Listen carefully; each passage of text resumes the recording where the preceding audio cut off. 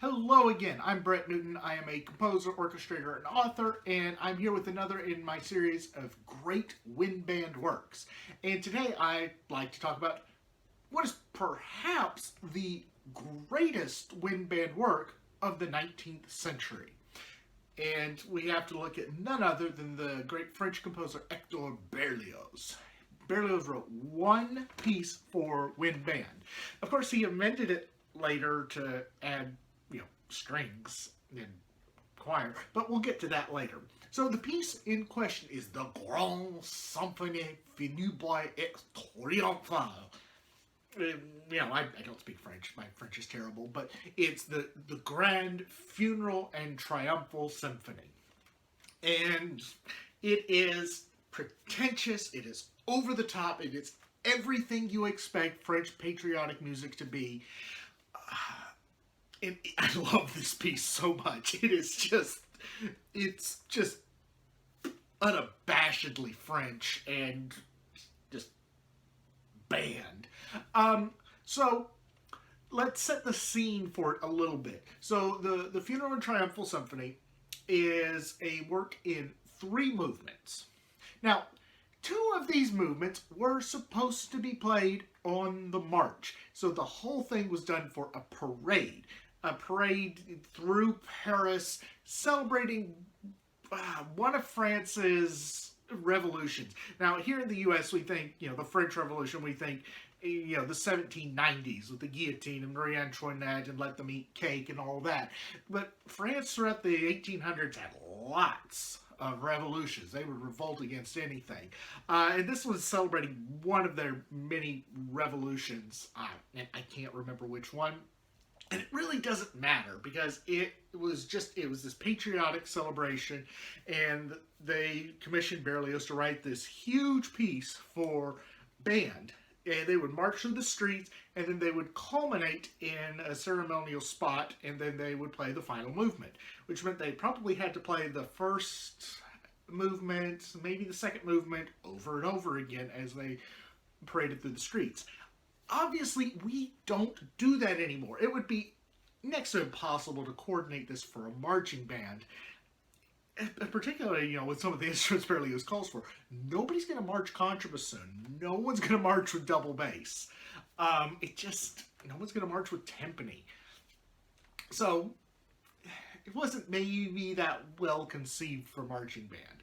Of course, remember, marching band for them was just parades, not what we throw up on a football field here in the U.S. So let's talk about the piece, because again, we are over the top. Berlioz is known for his over-the-topness. So we have an ensemble that, if we follow Berlioz's numbers, we probably get around 200 performers. So I haven't tried copying this piece at all. Anyway, so I've got the score here, and you can find the score on IMSLP. And I think this is the revised edition from the Baronreiter. So let's just go through the list of what all Berlioz is writing for. So, right off the bat, we know we're in band territory because we've got 4 piccolos and 5 flutes. Except they're not our orchestral instruments. It's D-flat piccolos and E-flat flutes. It's one of the few times I can actually find a band piece that actually uses E-flat flutes. They're pretty rare. 5 oboes, 5 E-flat clarinets, which, try and get those in tune. And then I got B-flat clarinets in 2 groups, total like 26. However many you got, we'll take them. 2 bass clarinets, 8 bassoons, and a contrabassoon. This is one of only 2 times Berlioz ever uses a contrabassoon. This piece and an early La Franche Juge. I think I mispronounced that, I'm sure. And then, 16 horns? No, 12 horns in 6 parts. 8 trumpets in 4 parts. 4 cornets in 2 parts. Alto, tenor, and bass trombone. The only time Berlioz ever wrote for bass trombone. And this piece we think is probably for bass trombone in E flat. which would have been what the French used at that time. It would have been 4 altos or tenors, and then 6 tenors, and then 1 bass, 6 ophicleides, and or tubas, whatever you got, it's fine. Drums, so 2 groups of snare drums, timpani, cymbals, bass drum, tam-tam, and then optional in the first couple movements are your cellos and basses. 15 cellos, 10 basses, it's fine, whatever you got. And so the first movement, it's a funeral march, obviously for the piece. By the way, wind bands have had a long association with funeral marches. You find this throughout the 17 and 1800s into the 1900s. There are lots of composers who write funeral marches, and they write them for band. We'll talk about several of these as the series goes on. So, big march for the first movement. It's something like 12, 15 minutes long, maybe longer. The second movement is interesting. It's the Oration. Oration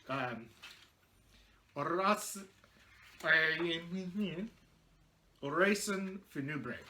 The funeral chant, basically. And it is for a tenor trombone soloist. So out of the ensemble, one soloist comes forward, and it's a tenor trombone. It's actually kind of unusual to have a tenor trombone feature like this. And it's the whole movement. It's almost a concerto. And so we've got this, it's basically another slow movement, adagio. And so it's a tenor trombone concerto almost. And then we've got the last movement, the apotheosis. And here, Berlioz has, hey, if you got it, bring in some violins and violas. It's fine. We got it. Oh, you got a choir? Really? Bring it on. What words are we going to use? I don't care. Bored. This is Berlioz. The words for the choir are insipid and just cheesy. Gloria, victory.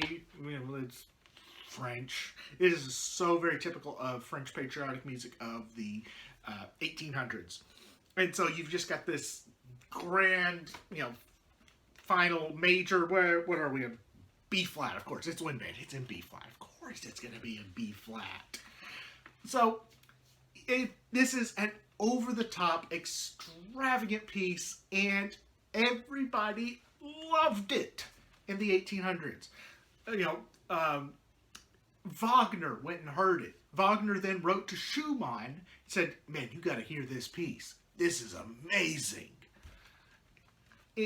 So it's like, man, listen to all these winds. We should do something like this. So, this is heard by everybody, and nobody performs it anymore because it's over the top. You've got to get one of these over the top bands. There are very few really good performances of it out there. A couple years back, just before the pandemic, the French group Les Siècles did a authentic, historically informed performance of it with all, period instruments or replicas, and they used everything Berlioz called for except the E-flat flutes, because I guess they couldn't find them because they're not easy to find. And I tried to find a link to it, and it's nowhere to be found on the internet anymore. And I think this is when I watched it live. It's like, this is over the top. This is a lot to take in. But the recording I'm going to link to is done by the Czech Philharmonic, an orchestra playing a band piece. I know, odd, but they do a great job, and they don't use the choir. So you don't have to listen to the banal, insipid text that Berlioz just threw in to make it even bigger than it already is.